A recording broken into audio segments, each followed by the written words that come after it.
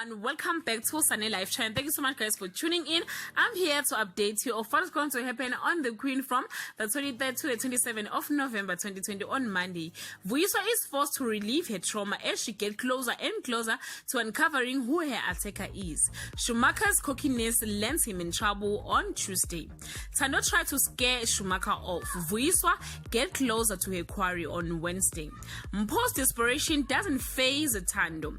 Vuyiswa's investigation suffers a setback on Thursday. Vuyiswa comes up with a daring plan to catch her attacker.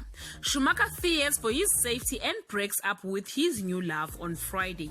Vuyiswa and Georgina's secret plans backfire.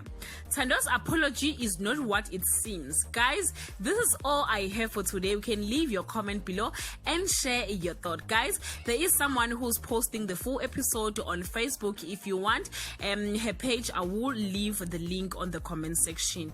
Bye.